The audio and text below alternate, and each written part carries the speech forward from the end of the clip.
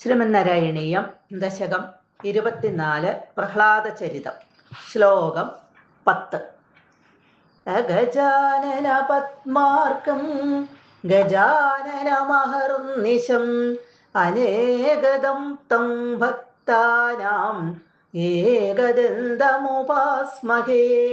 സരസ്വതി നമസ്തുഭ്യം വരദേ ജ്ഞാനരൂപിണി വിദ്യാരംഭം കരിഷ്യാമി സിദ്ധിർഭവതു may സദാ.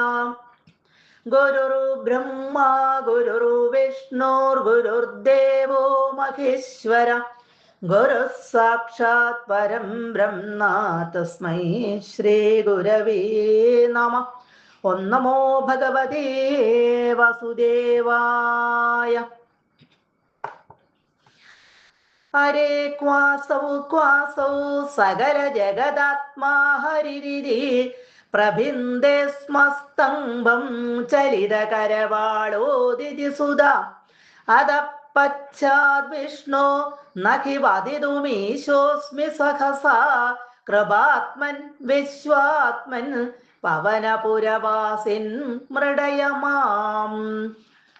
കഴിഞ്ഞ ശ്ലോകത്തിൽ നമ്മൾ കണ്ടു, പ്രഹ്ലാദൻ അസുര കുട്ടികൾക്ക് മുഴുവനും ഭഗവാനെ കുറിച്ചുള്ള കാര്യങ്ങൾ പറഞ്ഞു കൊടുത്ത് അവര് ഭഗവാനെ സ്തുതിക്കുന്നവരായി മാറി എന്ന് ഗുരു പറഞ്ഞറിഞ്ഞ് വളരെയധികം ദേഷ്യത്തോടു കൂടി പ്രഹ്ലാദനെ വിളിച്ച് ചോദിക്കുകയാണ്, ഈ അസുരകുലത്തെ മുടിപ്പിക്കാനായിട്ട് ജനിച്ചവനെ, ആരാണ് നിന്റെ ബലം? ബുദ്ധിമാനും യാതൊരു പേടിയില്ലാത്തവനുമായ പ്രഹ്ലാദൻ പറഞ്ഞു, സാക്ഷാൽ വിഷ്ണുവാണ് എൻ്റെ ബലം. എൻ്റെ മാത്രമല്ല, അങ്ങയുടെയും ബലം വിഷ്ണു തന്നെയാണ്. ഈ ലോകത്തിൻ്റെ മുഴുവനും, ഈ 3 ലോകങ്ങളുടെയും ബലം എന്ന് പറയുന്നത് സാക്ഷാൽ മഹാവിഷ്ണു തന്നെയാണ് എന്ന് തുറന്നങ്ങട് പറഞ്ഞു.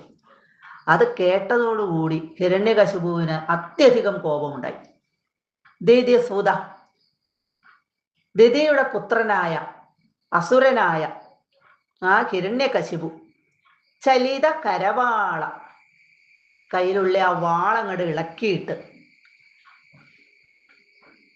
അസൗ സകല ജഗദാത്മാ, സകല ലോകത്തിൻ്റെയും നാഥനാണ് എന്ന് പറയുന്ന ആ വിഷ്ണു, ഈ ലോകത്തിൻ്റെ മുഴുവനും എല്ലാ ലോകങ്ങളുടെയും ജീവാത്മാവായ അല്ലെങ്കിൽ ജഗത് സ്വരൂപനായ ആ ഹരി വിഷ്ണു ക്വ, എവിടെ?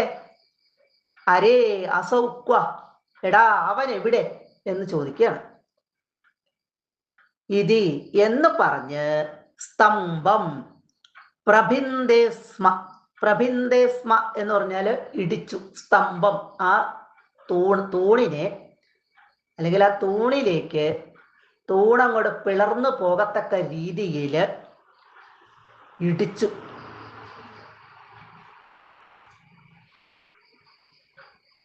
അപ്പൊ അതിനു മുമ്പായിട്ട് പ്രഹ്ലാദനോട് ചോദിക്കുന്ന ഇതാണ്, സകല ജഗത് സ്വരൂപനായ വിഷ്ണു അവൻ എവിടെയാണ് എന്ന് ചോദിക്കുന്നുണ്ട്. ഇവിടെ സകല ഇടത്തും ഉണ്ട് എന്ന് പ്രഹ്ലാദൻ പറഞ്ഞപ്പോൾ ഇവിടെ ഹിരണ്യകശിപു ചോദിക്കുന്നുണ്ട്, ഈ തൂണിലുണ്ടോ എന്ന് ചോദിക്കുന്നുണ്ട്. തൂണിന് ജീവനില്ലല്ലോ, അതുകൊണ്ടാണ് അങ്ങനെ ചോദിച്ചത്. അപ്പൊ പ്രഹ്ലാദൻ പറഞ്ഞു, തൂണിലും തുരുമ്പിലും ഉണ്ട് എന്ന് പ്രഹ്ലാദൻ പറയാണ്. അത് കേട്ടപാടെ അത്യധികം ദേഷ്യത്തോടു കൂടി ആ തൂണങ്ങോട്ട് പിളർന്നു പോകാൻ പാകത്തിന് ഒരൊറ്റ ഇടി അങ്ങോട്ട് കൊടുത്തു. വിഷ്ണു എൽപ്പത്തൂർ പറയാണ്, ഗുരുവായൂരപ്പനോട് പറയാണ്, ഹേ സർവവ്യാപിയായിട്ടുള്ള ഭഗവാനെ ഗുരുവായൂരപ്പ, അത പശ്ചാത്, ഇതിനപ്പുറം ഉണ്ടായത്, സഹസ പെട്ടെന്ന്, വധിതും തറയാൻ, നഹി ഈശ ഭഗവാനെ പെട്ടെന്ന് പറയാൻ ഞാൻ ശക്തനല്ല. ആ ഹിരണ്യകശിപു ദേഷ്യത്തോടു കൂടി ആ തൂണിലേക്ക്, തൂണങ്ങോട്ട് പിളർന്ന് വീഴാൻ പാകത്തിന് അതിശക്തിയായിട്ട് ഒരു ഇടി അങ്ങോട്ട് കൊടുത്തു കഴിഞ്ഞപ്പോൾ, എൻ്റെ ഭഗവാനെ ഗുരുവായൂരപ്പ, പിന്നെ അവിടെ എന്താണ് ഉണ്ടായതെന്ന് എനിക്ക് പറയാൻ ശക്തി കിട്ടുന്നില്ല എന്ന് പറയണം. എന്നിട്ട് ഗുരുവായൂരപ്പനോട് പറയാണ്, കൃപാത്മൻ, കൃപാമയനും കൃപയുള്ളവനും വിശ്വാത്മൻ, വിശ്വമയനും ഈ വിശ്വം മുഴുവനും ആയിരിക്കുന്നവനും ആയ പവനപുരവാസിൻ ശ്രീ ഗുരുവായൂരപ്പ, മാം എന്നെ മൃഡയ ആനന്ദിപ്പിക്കണമേ, സന്തോഷിപ്പിക്കണമേ എന്ന് പ്രാർത്ഥിക്കുകയാണ്. ക്വാസവു ക്വാസവു എന്ന് വീണ്ടും വീണ്ടും ഹിരണ്യകശിപു അവിടെ പറയുമ്പോൾ ആ കോപം മുഴുവനും അതില് പ്രകടമാണ്. ഇവിടെ ഹിരണ്യകശിപു വാളിളക്കി, ആ വാളിളത്ത് ഇളക്കിയത് ഈ പ്രഹ്ലാദന്റെ കഴുത്ത് വെട്ടാനാൻ വേണ്ടിയിട്ടാണ്. അപ്പോഴാണ് വിഷ്ണു സകല സ്ഥലത്തും വ്യാപിച്ചു നിൽക്കുന്നവനാണ് എന്ന് പറഞ്ഞല്ലോ, എന്നാ പിന്നെ ഈ തൂണിലുണ്ടോ എന്നൊന്ന് പരീക്ഷിച്ച് നോക്കാം. അതിനാണ് ഈ തൂണിലുണ്ടോ എന്ന് പ്രഹ്ലാദനോട് ചോദിക്കുന്നത്. പ്രഹ്ലാദൻ പറഞ്ഞു, തൂണിലും തുരുമ്പിലും എല്ലായിടത്തും ഉണ്ട്, സർവ്വസ്ഥലത്തും ഉണ്ട് എന്ന് പറഞ്ഞപ്പോഴാണ് മുഷ്ടി ചുരുട്ടി ഒരൊറ്റ ഇടി ആ തൂണിലേക്ക് കൊടുത്തത്. അവിടെ അപ്പോൾ അതിഭയങ്കരമായ ഒരു ശബ്ദമുണ്ടായി. അതുപോലെ തന്നെ അതിഭയങ്കരമായ ഒരു രൂപവും ഉണ്ടായി ഭഗവാന്റെ. അതാണ് ഇവിടെ മേൽപ്പത്തൂർ പറയുന്നത്. പിന്നെ എന്താണ് അവിടെ ഉണ്ടായത് എന്ന് എനിക്ക് പറയാൻ വാക്കുകൾ കിട്ടുന്നില്ല എന്ന് പറയുകയാണ്.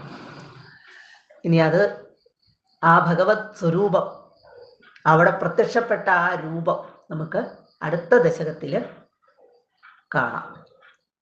സർവത്ര ഗോവിന്ദ നാമ സങ്കീർത്തനം, ഗോവിന്ദ ഗോവിന്ദ.